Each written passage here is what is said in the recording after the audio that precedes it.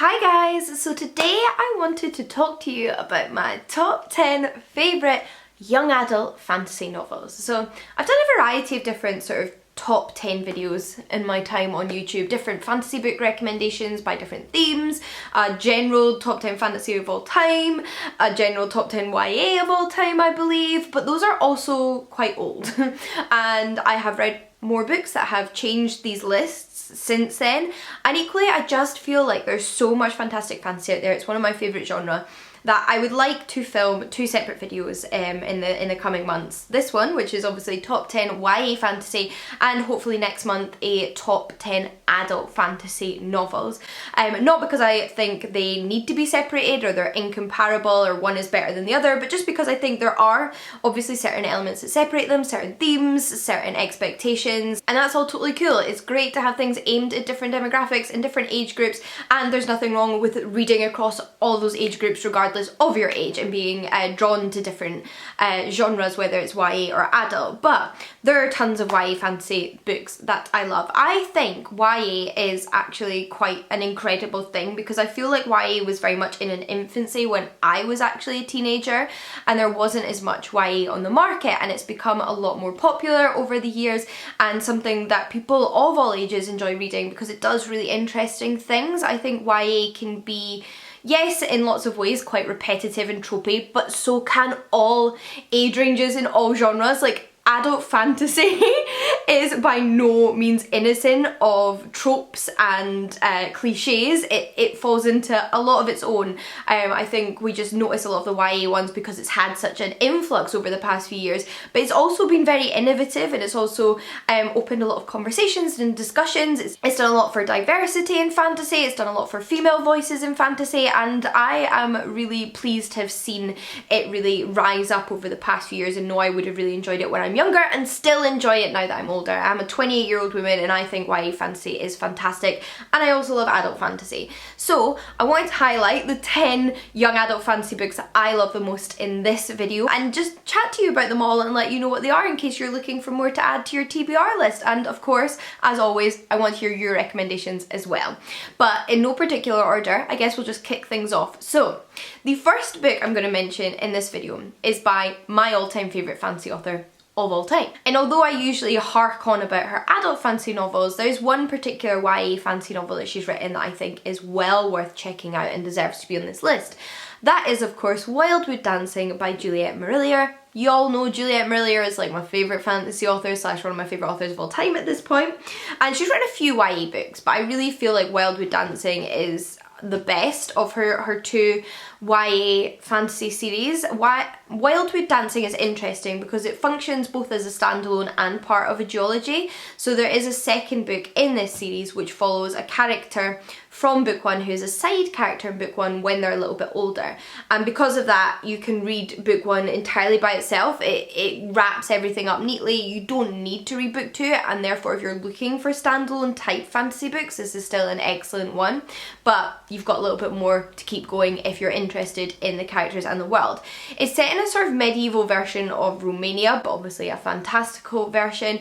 We have the regular medieval type world, but we have another world, another realm full of fae type creatures of all different walks of life, and we follow a group of sisters. It's based on the fairy tale of these sort of dancing sisters who on certain nights are able to travel over to this fairy realm and spend time with the different like fae folk. And it's not just like fairies, there's also creatures that might remind you of vampires and various different sort of magical folk, and they travel over to this world and spend time with them and dance with them, and they grow up in this environment. They're sisters of all different ages and they've been doing it for years. And we in particular follow one of the sisters who has a little companion that is a little frog, and this frog is able to communicate with her.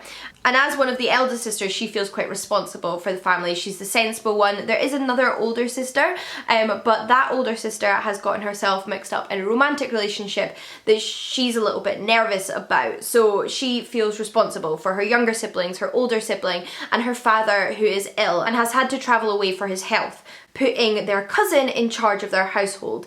And the book very much interacts with issues of sexism, historical sexism, sort of the roles of men and women historically, and the sort of independence of women historically, even though it's a fantastical book. And I feel that Juliet Marillier's books do this quite often, and I really enjoy it in this book. So she's constantly at loggerheads with their cousin, who sort of wants to be in charge, who feels he knows what's best for this group of sisters, and is also suspicious of the Fae folk and their threat to their lives and the world that they live in. So you have lots of different layers there, and the way that our protagonist and her little companion of a frog, I always sort of imagine him on her shoulder, so I keep looking here as if he's there, how they're dealing with all of that and trying to take care of everyone despite sort of danger both from the magical world and the human world. And there are romantic elements to the story, but it's not necessarily a romance. It doesn't focus on the building of a romance. It was the first book I read by Juliet Marillier. It introduced me to her writing. I think it's a fantastic place to start, particularly if you like young adult.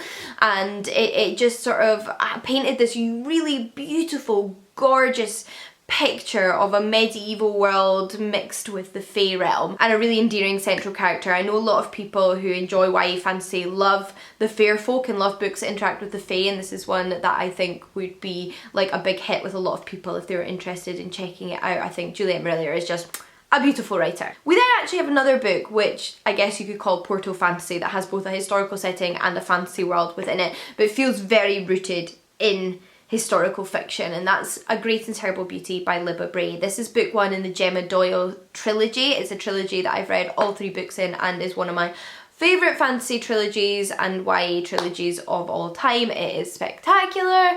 It is set in the late 1800s in London, and we follow a teenage girl who is being sent off to a finishing school in London after her mother passed away. She's actually grown up her whole life living in India with her family, so this is her first experience of living in England, and all of the sort of social mores of being like a young English lady and being introduced to society. And whilst there, she discovers that potentially there is another world parallel to their own, a magical world that she discovers with her friends, and that traditionally her family and the girls at this finishing school have a connection with. It also throws suspicion on the death of her mother and what exactly caused her death in India. And this is one that, again, I feel very much interacts with the issues of historical gender roles. What I think is gorgeous about this book is it uses fantasy, in my opinion, to its best advantage. It uses fantasy to explore contemporary themes of an 1800s setting, but I mean ones that can be very much transferred into the contemporary world, because we have a group of young women at a finishing school who are suppressed, who are sort of expected to behave certain ways, who are sort of not expected to have ownership over their own bodies and their own sexuality, and to behave a certain way to appeal to men. And this fantasy world that they discover, that they travel to together, that is essentially an escape for them, is the realm that allows them to explore that side of themselves. Is basically like this big metaphor for that side of sort of Victorian womanhood that is so difficult to live as a Victorian woman in a girls' finishing school who's expected to marry within like a good family and sort of continue their breeding in the upper classes. And I really appreciate that, because I felt like it allowed these girls a way to explore themselves that Victorian society didn't allow them to. It gave them this portal, this realm to do that within, to really just sort of embrace themselves and find freedom. And I just thought it was brilliant. I loved this series. I couldn't put it down. I read all three books in a row in like the space of a week, and they are big chunky books. I think it's brilliant. I think it's very atmospheric. It's quite slow paced, but that's something I really enjoy. And I think Libba Bray is just a fantastic writer. I mean, these are my top 10 YA fantasy books. I'm going to say I love them all. So hopefully I've just sort of given you an idea of what they're about. We then have what is probably the OG YA fantasy series in my life. The one that introduced me to YA fantasy, the one that helped me love YA fantasy and fantasy in general. And that is The Inheritance Cycle by Christopher Paolini, which begins with Eragon. So these books actually came out when I was much younger, and I started reading them in my pre-teens and then finished them when I was a teenager, but I've also since reread them as an adult, and for me they still stand up. They're another series where the world building is so detailed, the characters are complex, there's so many different political backgrounds and relationships and interactions that there's a lot to sink your teeth into, and a lot happens over the course of the 4 books that make up the series. It is about Eragon, a young man who discovers a blue stone abandoned in the forest when he's out hunting one day. But it's not a stone, obviously. It's a dragon's egg. I feel like that's not a spoiler to tell you because there's a big dragon plastered on the front cover. But this is a dragon rider novel. It follows that sort of traditional trope in fantasy of a companion and a dragon together who end up drawn into the political machinations of this world and a potential rebellion. We have an evil king ruling over the land of Allegasia that makes the lives of his citizens miserable, and we also have lots of dragon lore, a history of dragon riders. Up until this point, however, the only dragon to still remain alive to people's knowledge is the king's dragon. So the king and his dragon are the last surviving of the dragon rider people until now Eragon finds this egg, and that puts him in the centre of a sort of dangerous battle, at first to claim this egg and then to claim the dragon and then to win him over to the dark side or just stop him, because the king doesn't want more dragons out there in the world that people can rally around against him, because obviously they contain a lot of power. And I love the dragon lore in this book. Like, I'm a big dragon nerd, as we know. I think the dragon lore in the series is one of my favourites. I love the world built around the dragons and then the other races of magical creatures, because Eragon is a human, but we also have dwarves featuring heavily, elves featuring heavily, and then some other magical creatures who crop up along the way. And I just think it's brilliant. I think, again, there's some really great friendships, like solid friendships at the centre of this story. Like I said, I've reread this series multiple times and continue to love it to this day, so had to make it to this list. We actually have one other series which I read when I was a pre-teen / teenager, whereas all the other books on this list I've read as an adult, and I'll mention that next, and that is The Wee Freemen by Terry Pratchett. So this book is actually set within Terry Pratchett's wider fantasy series, which is known as the Discworld. Discworld, one of my favourite fantasy series of all time. It's just like a ton of books set on this world that Terry Pratchett created, which is a disc that rides on the back of 4 elephants, that rides on the back of a turtle named Atune through space. Sounds more sci-fi, but the world itself is very magical and full of witches and pixies and queens and kings and giants and dwarves, etc, etc. It is fantastic. But within that series, Terry Pratchett essentially has a variety of other series, so you can pick up quite a few different books to start with the Discworld, and I did a whole video on this quite a few years ago, but everything in it still stands. One of those series in particular is actually aimed at young adults, whereas most of the books are aimed at adults. I hope I'm making sense. One series is aimed at young adults, and that is the one that begins with The Wee Freemen. So this book is the first in the Tiffany Aching series, which follows Tiffany Aching, a young witch who is at the very beginning stages of her training in witchcraft. And in book 1, her little brother is kidnapped by the Fae, or the Fair Folk, the Queen of the Fae. And I love, again, when books pull on that sort of traditional folklore of fairies being quite cruel and stealing people from their homes and taking them away to their world, and changelings, because that's the kind of folklore I always grew up on. Growing up in Scotland, that's like the traditional folklore that you grew up on, and I really enjoy that. So I really like that aspect of it, but they're also incredibly funny. Terry Pratchett's niche was always comedy. He wrote fantastical comedy, and this book is full of jokes, it's full of puns. If you hate laughter, you probably hate this book, but if you love to laugh, then you probably love it. It's so funny. I think Terry Pratchett is such a witty, clever writer, and not only does he create a really fantastic set of characters that you really grow to love, he really plays in a lot of fantasy tropes. So if you kind of love stuff that parodies fantasy, this also does that, and I love it. I love this series. It's really the series that got me into Terry Pratchett. I'd read one of his Discworld books previously, but because I was a child, I didn't quite connect with his adult books as much as I do now when I was like 12 and first picked one up, and then reading The Wee Freemen really helped me connect to the world and the story. I also almost forgot to mention the namesake of the book, which are the Wee Freemen, which are a group of Pictsies, so not pixies with an X, Pictsies as in the historical Picts, who occupied the sort of northern part of Scotland back in ye olde ancient times, and I love them because they are complete stereotypes drawing on Scottish folklore, and I love them. I think they're so funny, and it really makes me sort of laugh from the deep recesses of my belly. So we then have a much more recent fantasy series for me, which is the Mirror Visitor series, which begins with A Winter's Promise by Christel Dabo, and this is actually a translated series. So it's the only translated series on this list. I've not read a ton of translated fantasy. It doesn't seem to be something that I find gets translated quite as much as, say, literary fiction does, or even crime fiction. So if you know of more YA fantasy or fantasy in general that's been translated that I might like, let me know. But this one is translated from French, and like I said, begins with A Winter's Promise. I've read books 1 and 2 at this point. Book 3 is just about to come out in English, and I love this series. This is such a unique series in terms of YA. I think this one really actually goes above and beyond a lot of YA tropes. Like if you're somebody who isn't drawn to a lot of YA tropes in fantasy, you might still very much enjoy this series because it feels very different, it feels very much its own, it feels very unique, which are all synonyms for one another, but I think it's really interesting.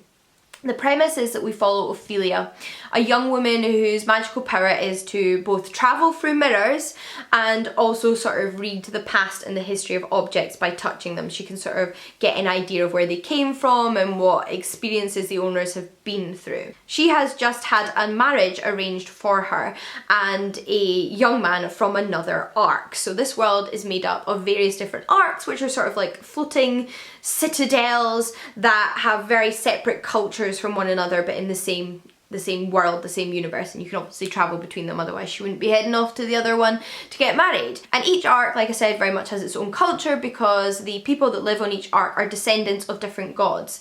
So the sort of religious system, the sort of mythological system in this world is that each arc has a sort of patron god or goddess, and the citizens of each arc are the descendants of this god or goddess.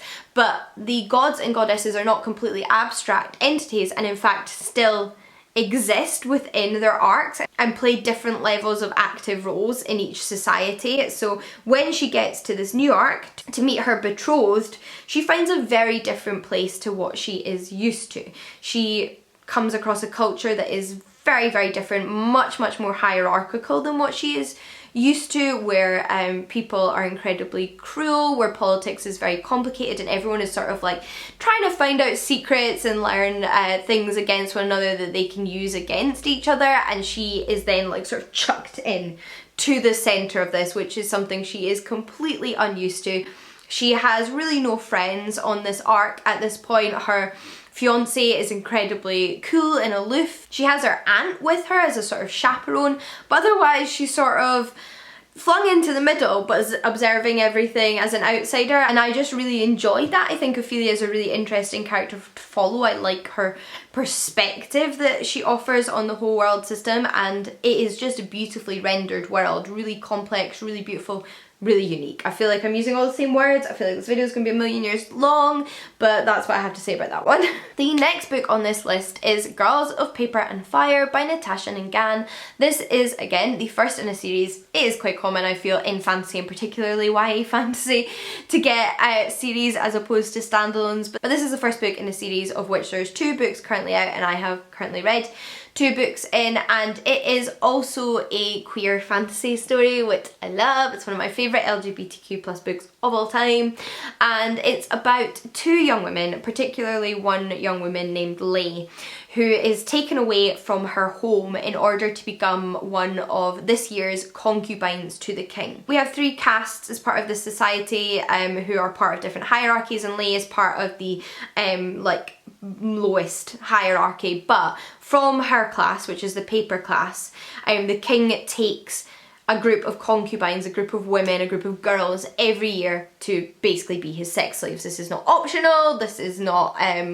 consent does not factor into this, you have no say in this happening to you, and Lay is taken as one of these girls. So she's forced into this situation and lives alongside the other young women serving as concubines, as she is also introduced to this king's court. And like I said, this book is queer. She does develop a relationship with one of the other paper girls, one of the other concubines serving the king, and they are able to find love in the most harrowing situation. They are able to find support and friendship and romance with each other despite all of the awful things that are going on. And this book does not shy away from exploring sexual violence and trauma. It's quite explicit, and I think that's really important to know going in, and that is one of the themes that it's very much looking into. It's not just a book where sexual violence is used as like a casual plot device to further the character development of male leads who are there to save women. It is there in order to explore the trauma and the effects of sexual violence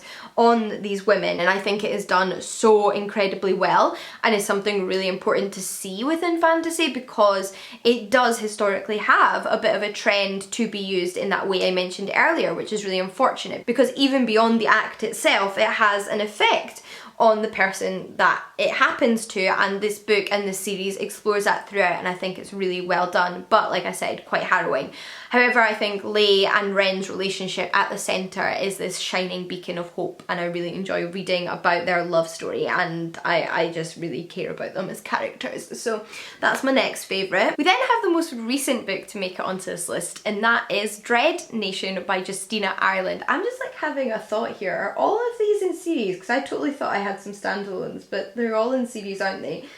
Unless you sort of count Wildwood Dancing as a standalone. We've gone off topic. Okay, back to the subject of the video. So, most recent book to make it onto this list is Dread Nation by Justina Ireland. This is an alternative history book, and it is fantasy. I found this one a little bit difficult to pinpoint because it's a zombie book. Like, are zombies fantasy or science fiction? I don't really know, so I'm just sticking it in here because I feel like it'll appeal to the audience watching this video. It's speculative regardless. So Dread Nation is set after the American Civil War, and similar events take place in which slavery is abolished. However, during the war, dead soldiers start to come back to life. They rise up from the dead as zombies, and because of this, the way in which society is restructured is that young black people are trained to hunt zombies to protect white people from zombies, because even in reality after this American Civil War, equality did not spread throughout the land and society was still incredibly exploitative as it is today. So this book, although being alternative history with that added element of zombies, is still very much playing on really important themes of racism and historical racism and the origins of sort of systemic structures, despite sort of using this metaphor of zombies. It's still all very much rooted in reality. So we follow our protagonist, who is a teenage girl who is trained at this school to become a zombie hunter, and she's sort of at that stage where she's nearing graduation. She's expected to be employed by a white family in order to protect them from the zombies. She's very good at what she does, and she's such a fantastic character. She's so sharp and clever and witty and fierce and strong. I just absolutely love her personality as a protagonist. I think she's so fun to follow. I love her perspective. I love her observations of the world around her and others' behaviour. Even when she's, say, misunderstood somebody, there is particularly a friendship throughout the book that develops as the characters get to know one another better, and I really appreciated that. I really liked that they could feel animosity to one another near the beginning, and as the book went on they could learn to value one another, and I thought that was really, really nicely done. So I love her, but obviously things don't go as smoothly even as that is planned. She ends up uncovering some information that may suggest things are even worse than the majority of the population realises, with the zombie outbreaks currently going on around America, and this puts her in a position of danger. There is also LGBTQ+ rep in this book because our protagonist is bisexual. She talks about having interest in both men and women, and we also have a female side character who's also like an important side character that, although in the first book didn't use the terminology, expressed that she has no sexual interest in anyone, so is presumably asexual. And I Loved that. I loved that it was just part of the story, that it just happened, that like multiple main characters were on the sort of LGBTQ plus spectrum. It made me so happy, and I love having more bi-rep in my books in particular, especially for female characters, just because that's something I relate to, and I thought it was done really well here. I think it's kind of dark and verging on a little bit of horror throughout the book in places. It is a zombie novel, but it also just has a bunch of really endearing characters, fun, fast-paced plot, and like intrigue. So really love that series. Whilst we're on the topic of LGBTQ plus rep, because I feel like that's where we are right now, I want to mention The Queen of Ear Falaria by Effie Calvin. If you've seen any of my videos where I talk about my favourite LGBTQ plus books, this one always makes the cut because I love this book and I love this series and I love this author. She does spectacular things.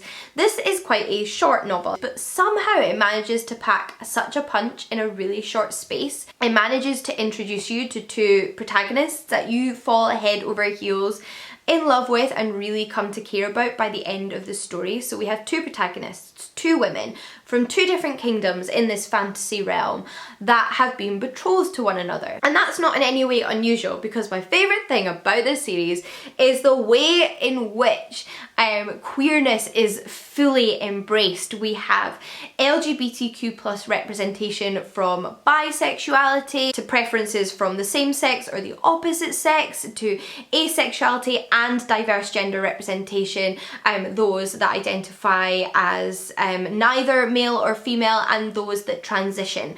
And it is all just accepted. It is just the way that society works. And you know what, as important as it is to explore homophobia and transphobia and other aspects of discrimination within LGBTQ plus communities, in literature, it is also so encouraging just to read about characters in societies where that is not an issue. That the problems that these characters face is not discrimination for their sexuality or gender identity is so heartwarming, and I love it. I think it's done so well. And in particular, the focus of all of the books in this series so far, there are 4 and I've read them all, is female-female relationships. So like in book 1 we have the romance between the two princesses and the alliance between their kingdoms. We also have some dragons that are potentially going to cause trouble for the kingdom, that are posing danger, and some family members that maybe aren't quite as nice as they seem. So there's like little bits of intrigue and drama, but also this romance and this developing relationship and getting to know one another. They're able to bring out the best in one another, and you really see a healthy relationship blossom, and it's lovely. Then in book 2, however, we follow a new couple. So that's one of the things I enjoy about this book, is that in book 2 we follow a new female-female romance. In book 3 we return to the original romance of book 1, but the characters from book 2 are side characters. And then in book 4 we follow a new couple, but again the characters from book 2 are side characters. So it's all set in the same world, the characters pop in here and there, but you get new characters to care about. And part of all of this is a really complex religious system that makes up the culture. They have multiple different gods, it's polytheistic, a bit like the ancient Greek or Roman gods and goddesses, and individuals have different affinities to different gods, which potentially gives them different magical abilities, and I love it. Love the complexity, love the whole world, love the writing, love the characters. Spectacular. We have 2 more books on my list. Sorry, it's down here, I keep like referring to it. But 2 more, and the next one is A Curse So Dark and Lonely by Bridget Kemmerer. Another first book in a series. So is the next one. Just accept it, just go with it. This book is actually a retelling of Beauty and the Beast, and it's one of my favourite retellings of Beauty and the Beast because I think it does really interesting things. It draws on some of the fun, recognisable elements of the original fairy tale that we all know, but also has a lot of its own unique character to offer. And we follow our protagonist, who is a teenage girl, as in most YA, and she is essentially pulled into a fantasy world, to her complete surprise, where there is a curse upon this prince and his kingdom. So she lives in our world, she's from our contemporary 21st century world, but she is pulled into this fantasy world where a curse allows a young woman to be brought every now and then, and a new woman is allowed to be brought into this world in order for the prince to attempt to woo her and potentially for them to fall in love. And like in Beauty and the Beast, until someone falls in love with the prince, his curse cannot be broken and the loop will never end on his kingdom. So like I said, there's a loop they're waking up to every day, and basically the only people that are aware of the loop is himself and his manservant, who's also sort of his best friend, and the fairy that cursed him. So this young woman is pulled into that whole like dramatic scenario completely to her surprise. It's not where she wants to be. Her mum actually has cancer and her brother seems to be involved in some slightly dangerous business in order to get money for their family, so she's really worried about them in her world, but has no way of escaping the magical cursed world. The prince would quite happily send her home if he could, but he can't. So it's about her exploring this world. So they go beyond the house, unlike the original sort of Beauty and the Beast tale. They're not restricted to his palace. They can travel outside. It's just that they're on this loop. So they're able to meet the people outside of the grounds of the curse, who are technically his subjects but have sort of been abandoned because he's living his life on this loop. And they are actually in danger of many other sort of political machinations going on in the world. You know, there's like a whole complex system of like different kingdoms and politics going on. And she ends up helping to reconnect the prince with that side of his role. And I think aside from that, there's not much else I can say because, you know, it's based on a fairy tale, so it's got that basic structure, but I feel like it's a lot more complex. The characters have very discernible personalities that feel very much their own. And we also have cerebral palsy rep. So our protagonist, the young woman, has cerebral palsy, and that is just like part of her character. And I thought that that was also fantastic to see because I don't see a lot of sort of diversability or disability rep in YA fantasy, and it's really nice to see a YA protagonist with a disability represented. So if you know more books like that, I'd also love to hear about them. We then, last but not least, have A Kata Witch by Nnedi Okorafor. So this book is set in Nigeria and it follows Sunny, who has grown up most of her life in America, but her family's originally from Nigeria and they've just moved back recently. So she is readjusting to a new home with her two older brothers and her parents, but there seems to be something magical afoot. She's having these visions. Her grandmother was potentially a witch and has left behind some sort of clues to their past, but nobody else in her family appears to have picked up this magic, until she is introduced to some other magical practitioners in her community and joins up with basically a tiny little coven of 3 other young people around her age. So we have another boy who's grown up in America, and then we have another girl and a boy who were born and raised in Nigeria in their community. And they're a sort of new generation of witches, or what in their community is known as leopard people, who basically have to be trained in their craft. So they go to school sort of outside of their regular like mortal school time to learn about their craft from older witches or leopard people in their community. And in book 1 there is a ritualistic serial killer on the loose that appears to be using magic to enact his crimes. So their whole community is obviously up in arms about this. They want to know what's going on, and they get dragged into that mystery whilst also learning about their own, you know, like sort of backgrounds and personalities and affinities to different aspects of magic, as well as all of their sort of friendships and potential like new relationships, because these are teenagers, these are young people who are sort of at that age where they're starting to experience first romances as well. So there's like a bit of that drama and like potential like love interest, but also like, do you fancy me, I don't fancy you. And I enjoy that because these are young people. This is what a lot of young people experience at that age, and even if they are also learning magic, there's no reason that they wouldn't be dealing with that too.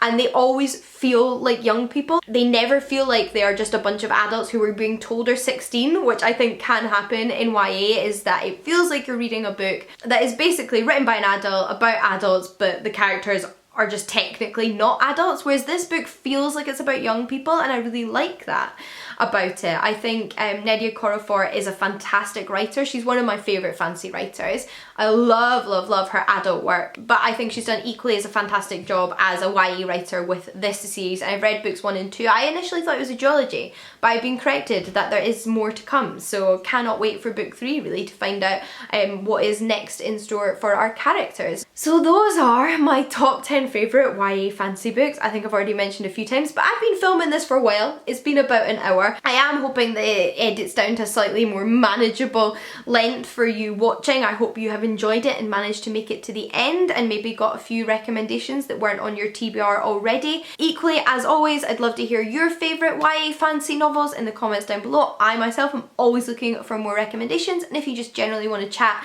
more about these books and the YA fantasy genre in general, I would love to be a part of that conversation, so do, you know, leave your comments. But until next time, happy reading, and I'll see you all again soon. Bye guys!